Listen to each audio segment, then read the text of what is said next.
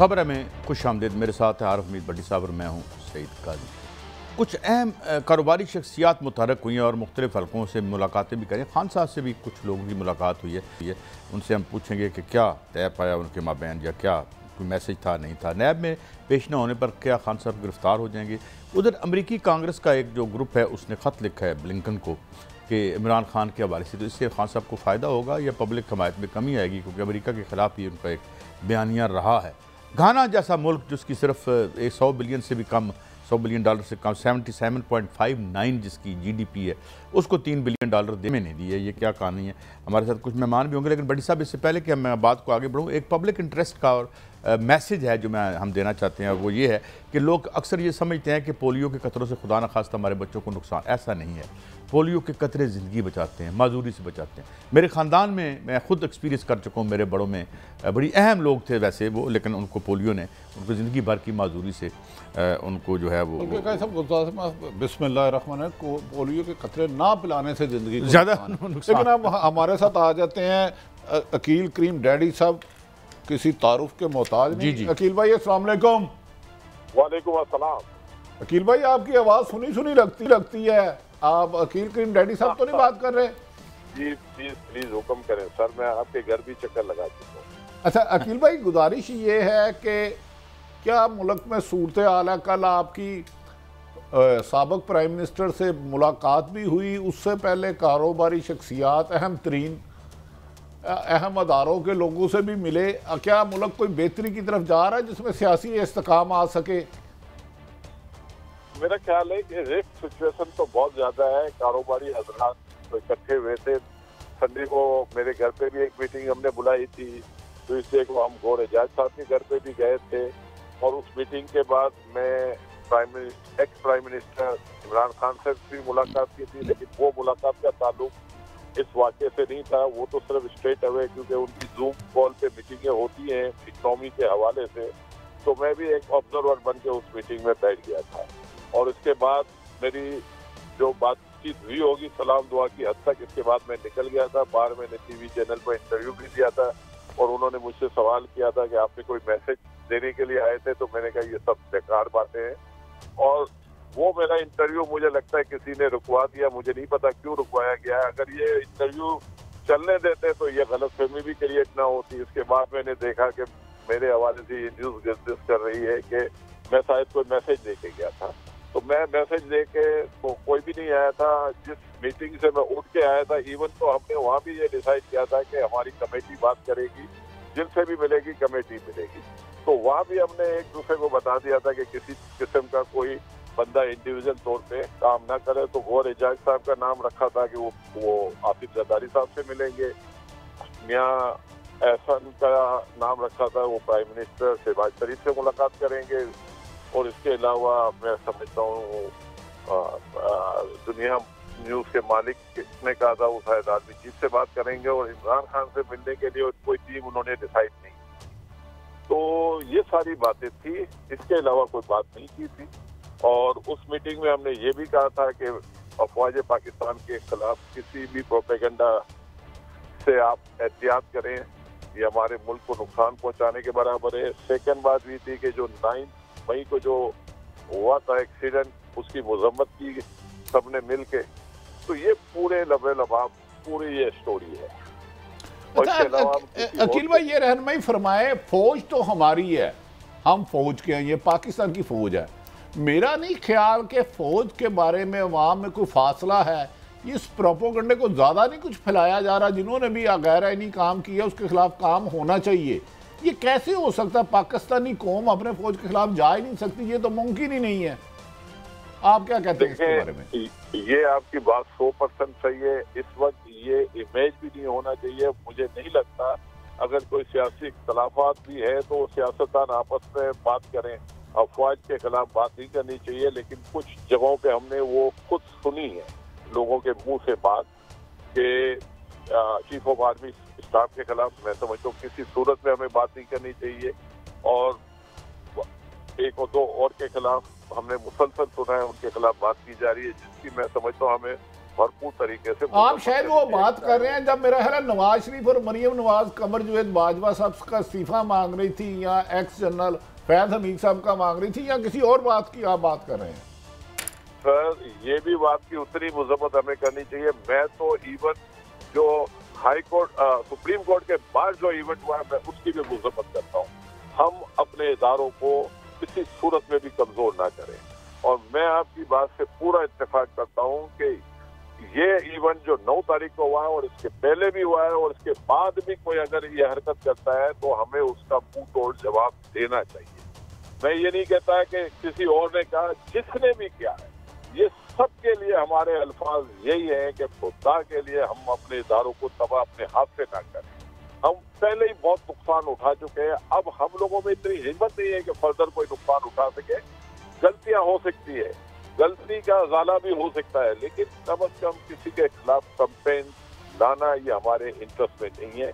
और आप जो बात कर रहे हैं अकील भाई, गुजारिश ये है कि आपका तमाम हलकों में बड़ा एहतराम है जो मैं पर्सनली जानता हूँ, तो आप क्या समझते हैं इस मुल्क को माशी जो बदहाली है सियासियत में काम लाए बगैर हल किया जा सकता है? क्या मुस्तकबिल देख रहे हैं? देखिए, हम लोगों ने अभी तक अच्छे को बुरा और बुरे को अच्छा कहते रहे। हम लोग बिल्कुल ही मफाद परस्त बन गए। मैंने देखा है बहुत सारे लोगों को जो मीटिंगों में ऐसी ऐसी बातें करते हैं जो अगर इनका पिछले गवर्नमेंट में रूप ले तो उनका रूप अलग होता था, लास्ट गवर्नमेंट में ले तो बिल्कुल सेपरेट रूप होता था, आज की गवर्नमेंट ले तो बिल्कुल अलग बात कर रहे होते। तो हमें अब वफाद परस्त लोगों से बचने की जरूरत है। इस मुल्क की तरक्की एक ही सूरत में हो सकती है कि लोगों को सच बोलने की आदत डाली हो।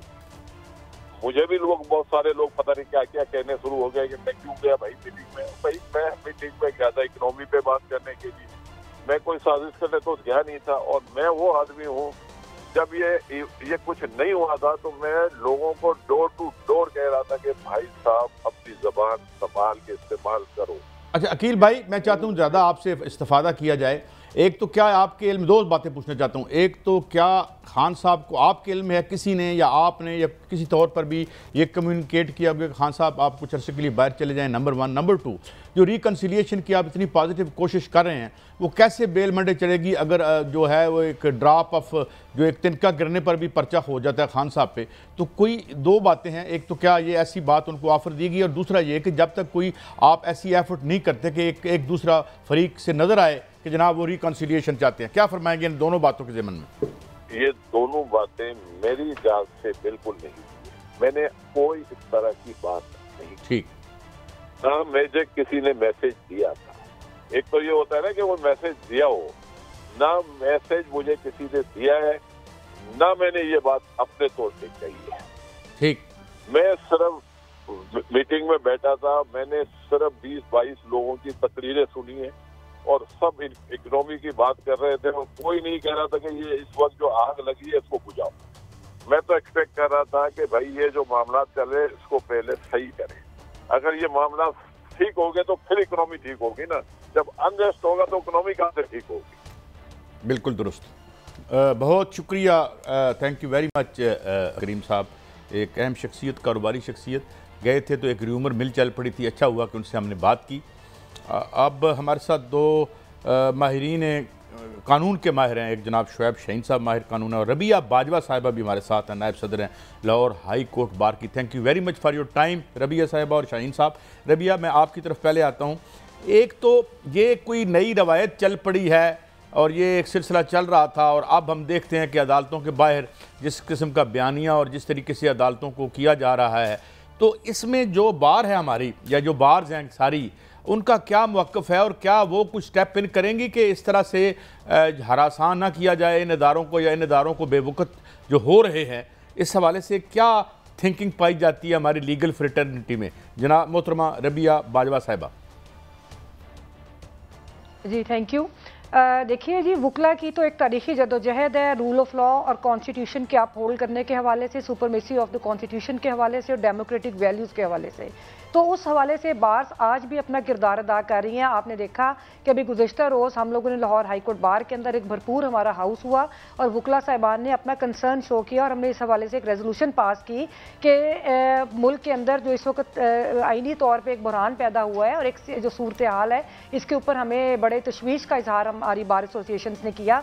और फिर जो आपका मुतलका क्वेश्चन है, देखिए बात यह है कि हम लोग बुनियादी इंसानी आज़ादियों के ऊपर यकीन रखते हैं और हम ये समझते हैं कि जो कोई भी अगर अदालती फैसला है और उसके ऊपर इजहार राय का एक हक है, वो सबको पास मौजूद है, हर शहरी के पास है और जूरिस्ट के पास तो खास तौर पे। लेकिन ये है कि उसके कुछ तकाजे होते हैं कि आपने किस तरह किसी फैसले को तनकीद का निशाना बनाना है। मेरे नज़दीक पाकिस्तान के अंदर ये पहली बार हुआ कि कोई आईनी फैसला, जो इलेक्शंस के हवाले से मैं बात कर रही हूँ कि जो आईनी मुद्दत थी उस हवाले से एक फैसला सुप्रीम कोर्ट ने दिया, पाकिस्तान की सबसे बड़ी अदालत ने एक फैसला दिया और एक आईनी फैसला था, तो उसको इस तरह रेडिक्यूल किया गया। ये हमारे लिए बहुत अफसोसनाक है और हम नहीं समझते कि जो सियासी कुव्वतें हैं वो मुल्क के अंदर इस तरह का जो रवैया है उसका मुजाहरा करेंगी। तो ये सूरत हाल जो है इसने बहुत ज़्यादा पाकिस्तान के अंदर जो एक और आप देखिए कि जो बुरहान था उसको मज़ीद शदीद की है। और दूसरी बात यह है कि हम आम शहरी भी अब ये सोचने पर मजबूर है कि जब हुकूमत खुद भी सुप्रीम कोर्ट का, जो पाकिस्तान की सुप्रीम अदालत है, सबसे बड़ी अदालत, उसके आईनी फैसले को नहीं मानेगी, तो फिर एक आम शख्स या जिसके खिलाफ फैसला पास होता है, कोई ऑर्डर आता है, तो वो किस तरह किसी फैसले को मानेंगे। तो पूरे जुडिशल सिस्टम के खिलाफ इन्होंने ये काम किया और हमें इसके ऊपर बहुत अफसोस है। नहीं राबिया साहब, ये बताइए, यकीनन सारे आईनी माहिरीन कमो बेशतर कोई ऐसा नहीं मिला वो कह रहे थे कि 90 दिन में इलेक्शन का होना हर हाल में ज़रूरी है। उसके बाद ऑनरेबल सुप्रीम कोर्ट के 3 जज साहिबान ने फैसला दिया, 14 मई गुजर गई। बजाय इसके कि उस पर इम्प्लीमेंट होता तो हुकूमती पार्टी, हुकूमती इत्तेहाद ने जाके सुप्रीम कोर्ट के जज साहिबान के बारे में वो अल्फाज इस्तेमाल किए जिसे दोहराना भी नामुनासिब है। तो ऐसे में कैसे आप कह सकती है मुल्क में आइन है या कानून की रिट है? देखिए, मैंने तो बिल्कुल नहीं कहा कि, मैं तो बड़े अफसोस का इजहार कर रही हूँ, बिल्कुल नज़र नहीं आ रहा कि पाकिस्तान के अंदर कोई आइन इस वक्त मौजूद है। इन्होंने तो बहुत मतलब आइन की पामाली में इस वक्त किरदार है सियासी कुव्वतों का, जो बड़ा एक हमारे लिए अफसोसनाक भी है और हैरानकुन भी है, क्योंकि हम ये समझते हैं और पाकिस्तान के अंदर बड़ी जदोजहद रही है सियासी कुव्वतों की कि वो आइन की जो है उसके सुपरमेसी के लिए उन्होंने स्ट्रगल की हुई है। और इस तरह का जो रवैया है हमें वाकई नज़र नहीं आ रहा कि मुल्क के अंदर आइन है। तो मेरा ख्याल है कि इसके ऊपर बड़ी संजीदगी के साथ जो लोग, आज़ाद लोग हैं, जो ह्यूमन राइट्स के लिए और फंडामेंटल फ्रीडम्स के लिए बात करते हैं, और ख़ास तौर पर जो कानूनदान है, वो अपनी आवाज़ उठा भी रहे हैं और हम अपनी जदोजहद को जारी भी रखेंगे। जी अच्छा, शुएब शाहीन साहब, thank you very much for your time. Shoaib साहब, एक तो मुझे बता दें कि ये जो फौजी यानी अदालतों वाला मामला है, या आर्मी एक्ट वाला मामला है, इसको आप कैसे देखते हैं? ये एप्लीकेबल है और कुछ किन सूरतों में जो सिविलियन अगर कोई ऐसा कानून तोड़ते हैं, और ये आगे फिर क्या इसकी फॉल आउट हो सकती है पॉलिटिकली? एक तो कानूनी हवाले से भी बता दें और ज़ाहिरा एक सियासी तौर पर भी इसकी वजाहत फरमा दें। मैं जो आपका पहला सवाल था उसकी बात करके एक्जैक्टली इस पे आता हूँ कि देखें, पहली बात तो ये है कि ये इस वक्त जो सिचुएशन क्रिएट करने की कोशिश की गई है पीडीएम की जमातों की तरफ से, ये 9 मई वाला वाक़या भी उसी का तसलसल है। जिस तरह इमरान खान को किडनैप किया, उसकी फुटेजेस आई और उनके जो वो रिकॉर्ड था सारा CCTV फुटेजेस का इस्लामाबाद हाई कोर्ट का, वो भी चुरा कर ले गए। और इस्लामाबाद हाई कोर्ट ने खुद कहा है कई दफ़ा कि जी पर्चा काटें, लेकिन उसकी FIR तक नहीं काटी जा रही और वो अभी तक वो रिकवरी भी नहीं हुई। दूसरी बात यह है कि वो 3 दिन 4 दिन जो तमाशा लगा रहा, वो दैट वाज द इंटेंशन, ताकि ऐसी सिचुएशन क्रिएट कर सकें इलेक्शन से पहले। 14 मई को इलेक्शन होने थे, ये तासुर क्रिएट कर सकें कि जनाब हम तो इलेक्शन की हालत में नहीं हैं, हम तो हालत जंग में, लिहाजा कोई इमरजेंसी की तरफ जा सकें। तो ये बेसिकली ब्लैकमेलिंग है, ब्लैकमेलिंग टैक्टिक्स है, ये प्रेशराइजिंग टैक्टिक हैं और सुप्रीम कोर्ट को प्रेशर करना मकसद था। एक 1997 में एक बदनुमा दाग था जो मुस्लिम लीग नून के माथे पे आज भी मौजूद है, लेकिन बदकिस्मती से आज पीडीएम की सारी जमातों के ऊपर ये बदनुमा दाग लग चुका है। जो पिछले इसी हफ्ते जो इन्होंने सुप्रीम कोर्ट के बाहर जो मुजाहरा और जिस अंदाज की गुफ्तगू और जो गालम गलोच इन्होंने सुप्रीम कोर्ट और जजेस के बारे में की है, और जो पार्लियामान में जो कुछ करते रहे, वो भी सब आपके सामने है। और उसमें वो पीपल्स पार्टी भी शामिल है जो अपने आप को आइन का खालिक कहती है, और उस आइन की पामाली में उनका पूरी तरह किरदार है, और सुप्रीम कोर्ट के ऊपर अटैक करने में उनका भी एक किरदार है जो स्याह एक दाग के तौर पर ये भी एक याद रखा जाएगा। अब हम आते हैं कि जो कुछ हुआ वो उससे आगे चलते हैं। अब आर्मी एक्ट आपको याद होगा कि ये सुप्रीम नवाज शरीफ ने भी 97-98 में अदालतें बनाई थी, मिलिट्री कोर्ट्स, और वो जो कराची के मैटर से जहाँ वो कराची का वो था ऑपरेशन क्लीन अप, और उनके मुलजमान को गिरफ्तार करके उन्होंने मिलिट्री कोर्ट्स बना दी थी। उसका जब मैटर सुप्रीम कोर्ट में आया तो उन्होंने कहा ये नहीं हो सकता कि सिविलियंस के ऊपर आप मिलिट्री एक्ट लगा दें या आर्मी एक्ट के तहत प्रोसीड करें, क्योंकि एक मुतवाज़न अदालती निज़ाम आप क्रिएट नहीं कर सकते।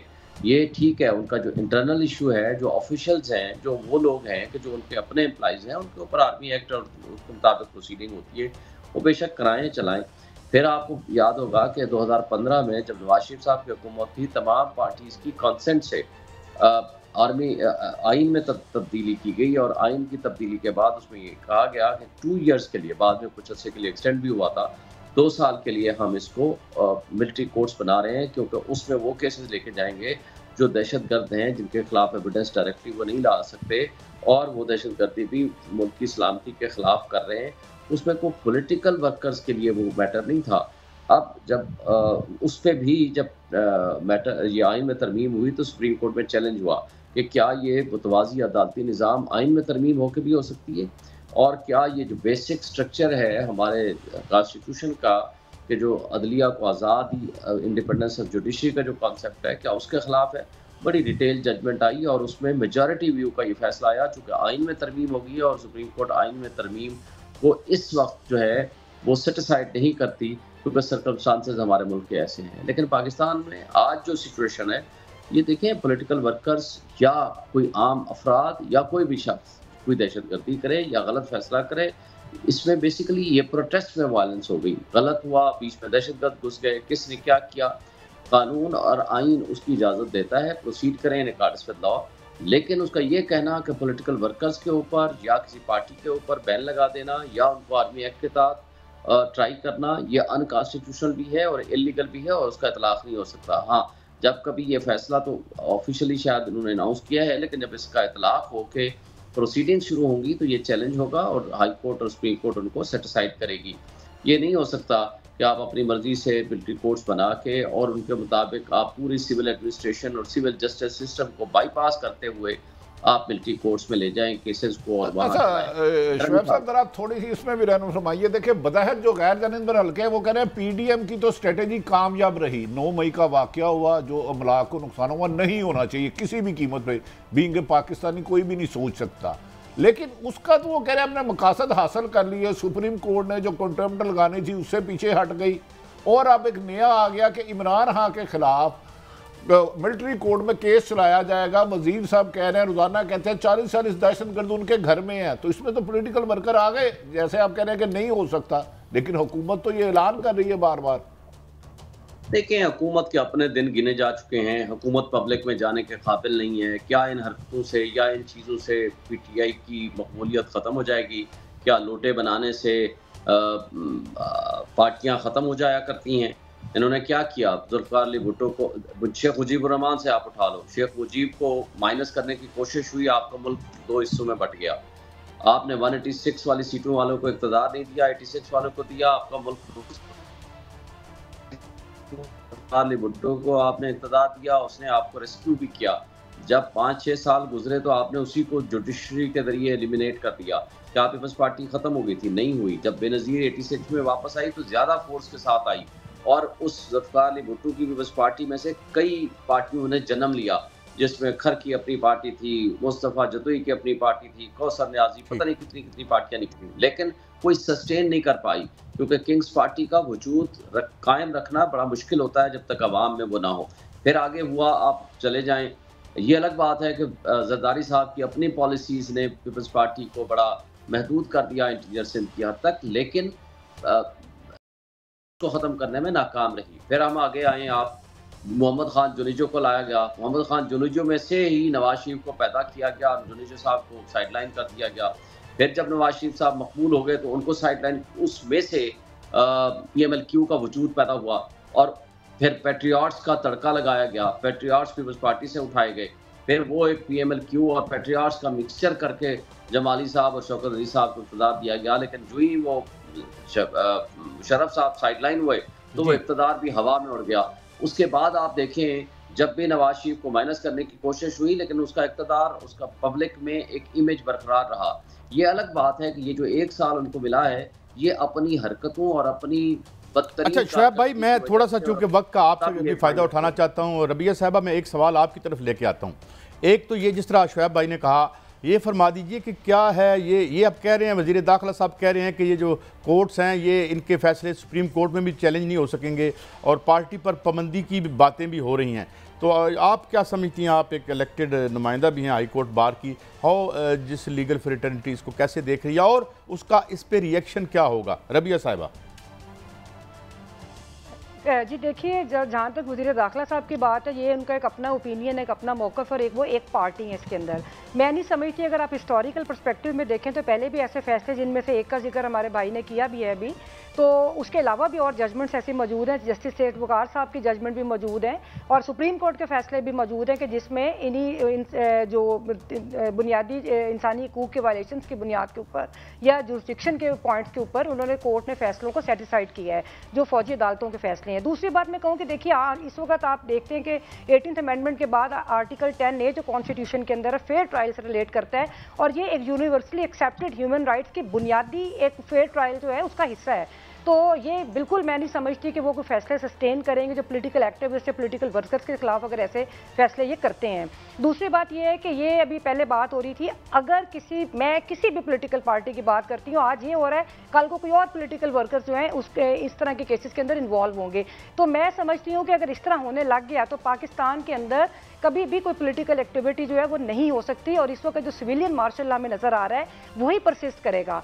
तो इस हवाले से मैं उनकी मजम्मत करती हूँ, और मैं ये भी कहती हूँ कि हर एक को जिम्मेदारी का सबूत देना चाहिए, और जो फंडामेंटल राइट्स हैं कॉन्स्टिट्यूशन के अंदर उनकी रिस्पेक्ट करनी चाहिए हर शहरी और हर पॉलिटिकल वर्कर के हवाले से। और मैं मतलब देखिए, अगर आप जनरली एनालाइज करें तो पॉलिटिकल वर्कर की हर सियासी जमात का पॉलिटिकल वर्कर बड़ा काबिल एहतराम है, क्योंकि वो अपनी सोच के मुताबिक, अपने नज़रिए के मुताबिक अपने मुल्क को तरक्की देना चाहता है और अपने मुल्क को खुशहाल देखना चाहता है।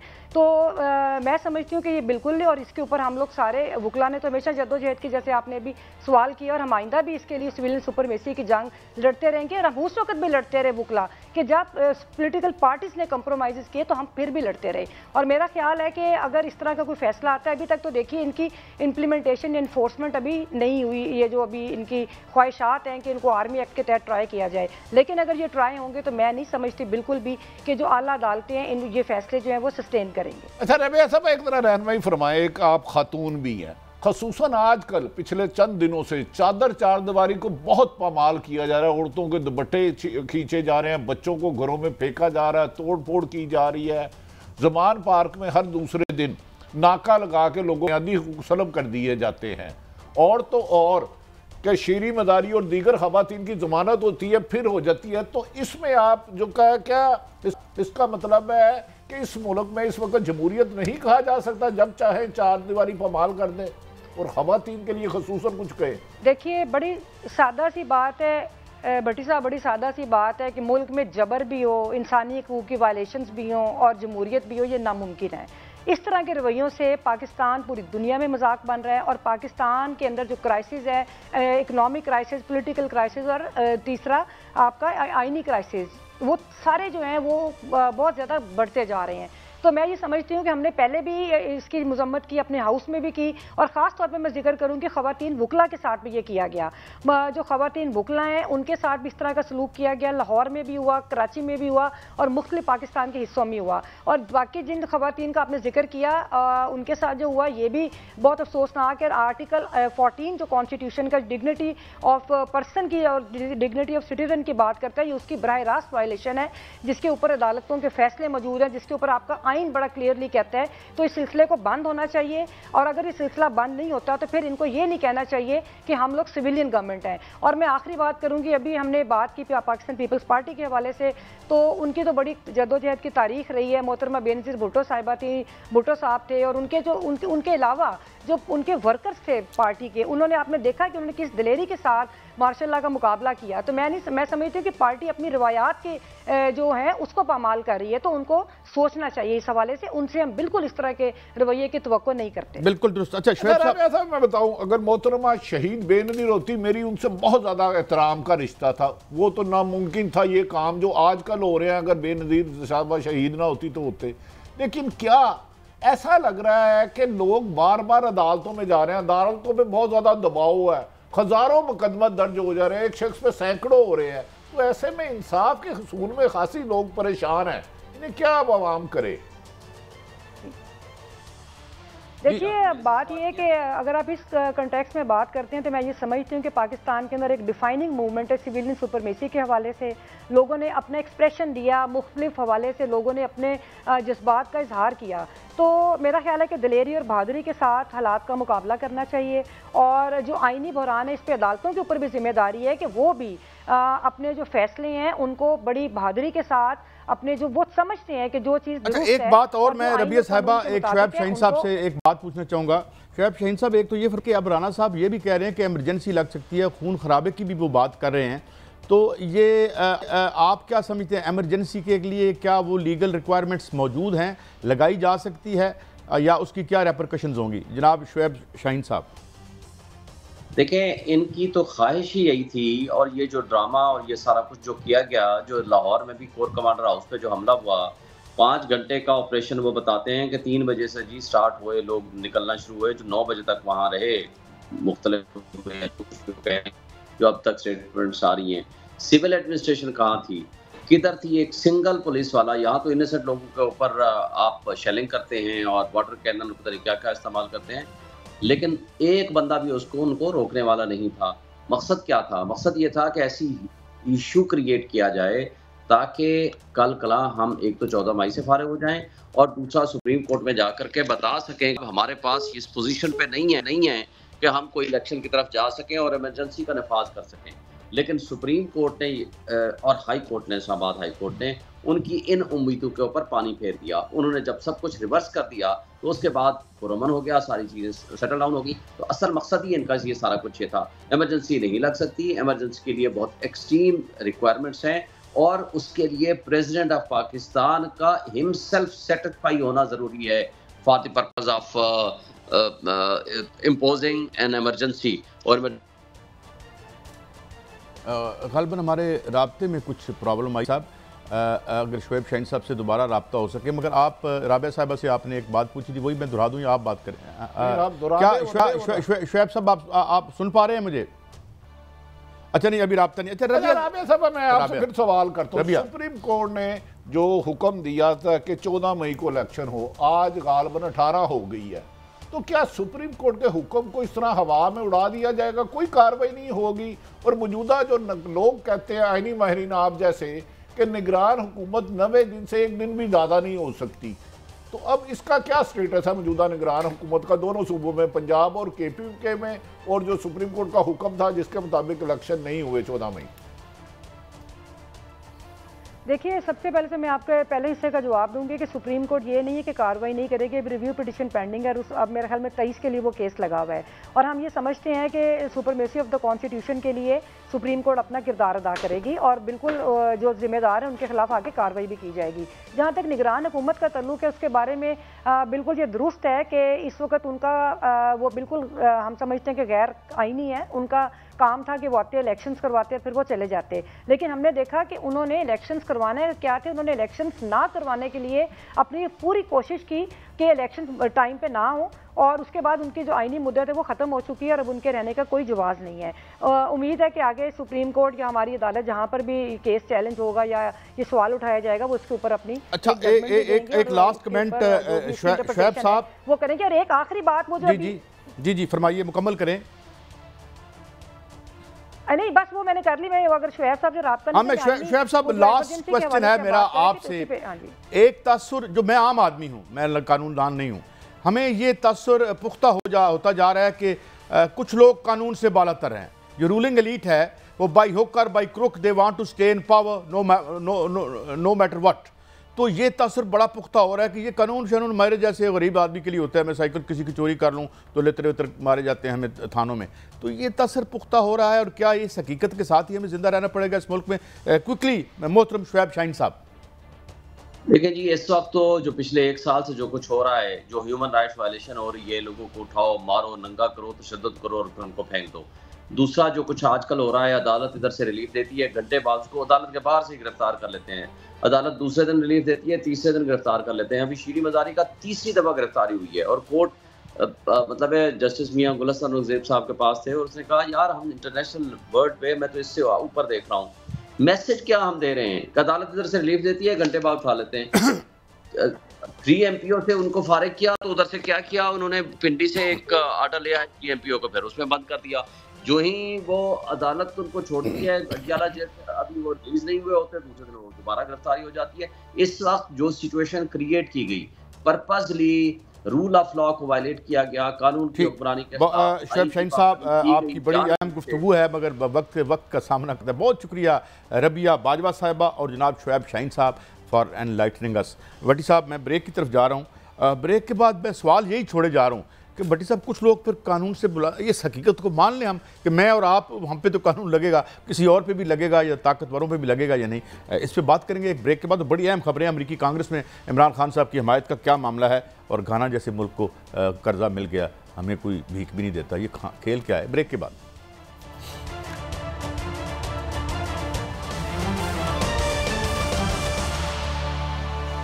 जी जनाब मोहतरम भट्टी साहब, मैंने एक सवाल आपके लिए छोड़ा था, और उसी सवाल के हवाले से मेरा भट्टी साहब मैं एक सवाल आपसे करता हूँ। भट्टी साहब, मेरा वही सवाल है कि क्या हमें इस मुल्क में ऐसी तनख्वाह तो नौकरी करनी पड़ेगी, और ये जो कुछ ख़ानदान है और जो उन पर हुकूमत पर जैसे भी वो बैठे हुए हैं, ये अब दी लॉ हैं, कानून को इन्हें सुप्रीम कोर्ट में ताला लगा दें? काजी साहब, आप इस बात को यकीन नहीं करेंगे, पिछले कुछ अरसे से मैं बहुत ज़्यादा लोगों में मिल रहा हूँ, बहुत ज़्यादा।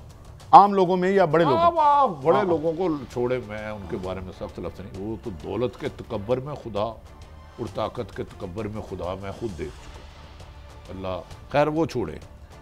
भाई साहब, जितने लोग मायूस आज हैं, जितने तकलीफ में करम में आज हैं, जितने बुनियादी हकूक से आज महरूम हैं, ज़ियाउल हक का दौर भी इससे शायद बेहतर हो। मैं ये नहीं कहता बेहतर था।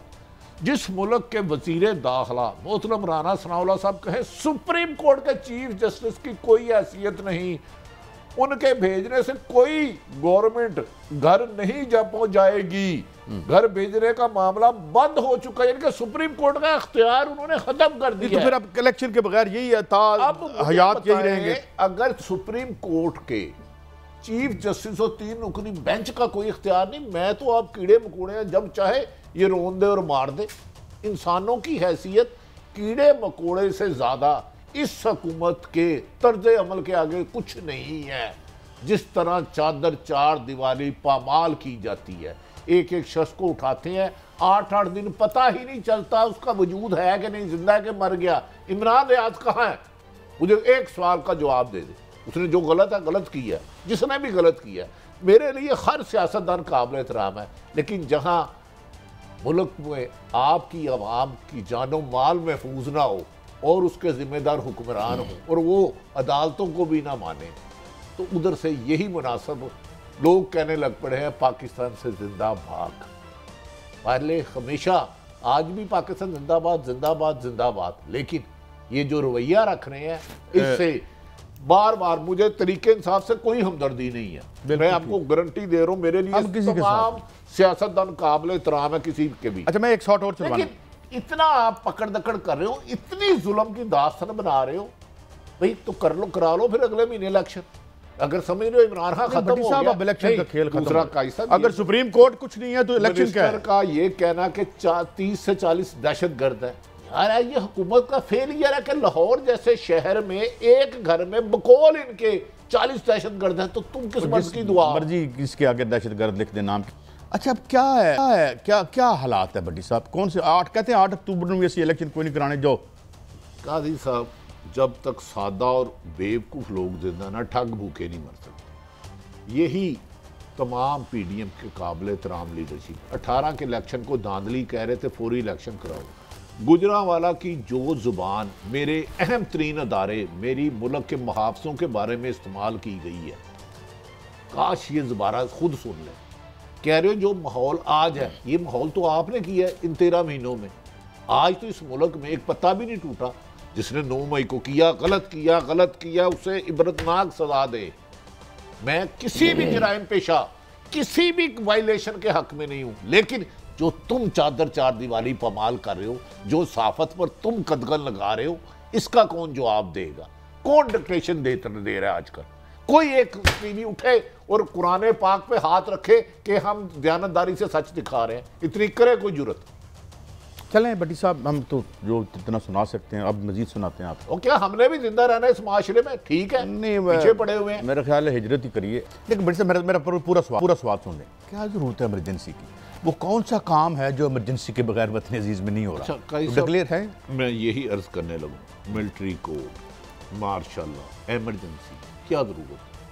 मुझे बताएं, जब इंसानी हकूक अमलन ख़त्म हो चुकी है सबके, क्रॉस दी बोर्ड स्वाय चंद खानदानों के, मैं उनकी नहीं कहता, वो तो सुपीरियर है। जब इंसानी हकूक मुल्क में रहे ही नहीं, मेरी जानो माल की हिफाजत स्टेट मान ही नहीं रही, बल्कि मेरे पे जुल्मो सितम पर जबर कर रही है, और मैं दाद रसी नहीं कर सकता, तो आपको इमरजेंसी लगाने की क्या जरूरत है? ओ भाई, इस मुल्क में बेआइन मुल्क है।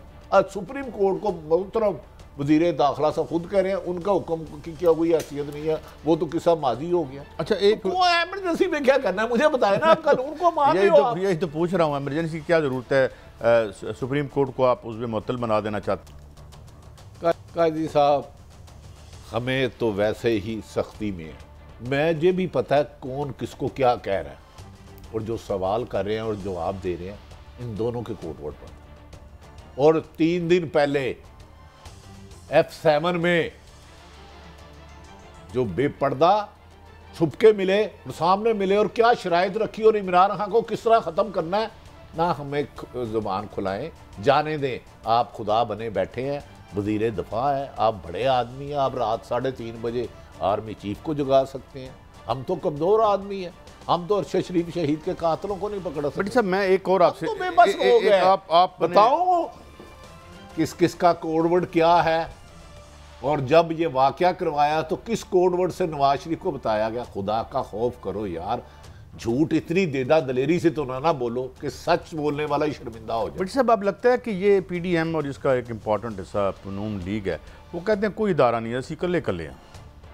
दादी साहब, जिस मुल्क में चीफ जस्टिस के पर जिस तरह अटैक बाहिर मौलाना फजलुर रहमान दीगर जमातों ने किया, जिस तरह ये कह रहे हैं, जिस मुल्क चीफ जस्टिस ऑफ पाकिस्तान की कोई हैसियत नहीं, उसमें मैं आप कीड़े मकोड़ों से ज़्यादा कुछ नहीं है। मैं आपको ये बात क्यों नहीं समझ आ रही? इधर जमानते कहते हैं अदालतें रिलीफ दे रही हैं, वो आप पर्चे ही इतने कर रहे हो, वो जमानत देती है आप फिर पकड़ लेते हो, उस जमानत देती है आप फिर पकड़ लेते हो, वो बाहर आते हैं आप फिर पकड़ लेते हो। और भाई कोई इनसे ये भी पूछे अदालत कि भाई इतने मुकदमात इस वक्त 15,000 से ज़्यादा घरों में छापे पड़ चुके हैं, भाई सारे 15,000 दहशतगर्द हैं, सारे खुदा ना खास्ता मुल्क से मोहब्बत नहीं करते। अच्छा भट्टी साहब, कुछ इकॉनमी के बारे में भी हमें एनलाइटन किया है हमारे वज़ीर दफ़ा। भट्टी साहब, अब आप जब साहूकारों के आगे मैशत को एक उसकी माजूर उज़्व मुअत्तल बना के फेंक देंगे, सेंसलेसली आप उनकी तमाम शराइत मानते रहे, आज आपका 130-40 बिलियन डॉलर का जो हाफ ऑफ जो GDP बनता है, उतना आप पे कर्जा है, तो फिर आप देखें ना, जो माल देता है फिर बाख्तियार तो वही होता है।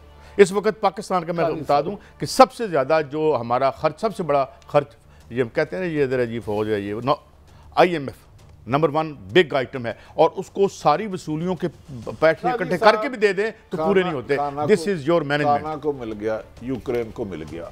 डॉक्टर अशफाक हसन साहब को एक दफ़ा हमने अक्सर प्रोग्राम में लिया, वो हमारे रन करते हैं, उन्होंने कहा था अगर कोई खुद डिफॉल्ट करना चाहे पाकिस्तान को, तो मैं नहीं कह सकता दरवाजे नहीं होता। तो बस इस लफ्ज़ में मैं समझता हूँ इस घर को आग लग रही है घर ही के चिराग से। बाकी ये कौम भी मुहिब्बे वतन है, अदारे भी ठीक है। तो ये कोई इंटरनेशनल जो साजिश का एजेंडा है, क्या मैं आपसे एक बात पूछना चाहता हूँ कि ये सिर्फ सारी बैरूनी है या इसका कोई अंदरूनी भी सिलसिला है? मैं कह रहा हूँ बैरूनी से लेके अंदरूनी है। जिस साहब का क्लिप चलाया 3 दिन पहले, जो मुलाकात 3 दिन पहले, एक मिनट है, 3 दिन पहले क्या हुआ? जिसमें कुछ ताकतवर तरीन लोग सियासत के अलावा थे। आप पाकिस्तान की सबसे मकबूल तरीन लीडर को रास्ते से हटाने की जो साजिशें कर रहे हैं, बाज आ जाए। मैं इतना कह रहा हूं, ये पाकिस्तान है तो हम है, इसका एक गमला भी नहीं टूटना चाहिए। तमाम सियासतदानों को, तमाम आम शहरियों को। आप तो सीधी सी बात है, इसमें अब कोई नहीं है कि भाई हो गया, हम इक़्तिदार में रहेंगे, नो मैटर व्हाट। कहने वालों ने अगर वो दहशतगर्द वहां से भाग गया तो आपने तो जुबान पर को चारों तरफ से घेरा हुआ, कैसे उधर से तो एक पता नहीं निकल सकता। 3 दफा मैंने जाने की कोशिश की है, बंदा भेजा है, आज इमरान खान। अच्छा, एक और भट्टी साहब बड़ी डेंजरस बात है जिसकी तरफ इशारा पहले भी हो चुका है और अब दोबारा वज़ीर दिफा ने किया, वो जरा सुने। तो ये मैं वही बात आपसे कर रहा हूँ कि ये क्या, अगर ऐसा है तो कौम को एतमाद में ले। क्या IMF ने कोई ऐसी बात टेबल पे रखी है? तो मतलब माफी, लेकिन अब नुमाइंदा हुकूमत तो है नहीं, हम क्या करें? कल सब माफी चाहिए। ये वज़ीर दिफा बताएं कौन कह रहा है? अवाम को लूब में ले, अलाम को नहीं लेना। पाकिस्तान की तहफ़्फ़ुज़ की ज़मानत तो फौज है ना, उसको जाके बताएं ये मुल्क प्रेशर डाल रहा है। कोई असल बातें बताए ना। क्या इसलिए चंद जमातों के खरबों रुपए के केस खत्म करने के बाद आप बैरूनी ताकतों की हर बात मानते जाएंगे?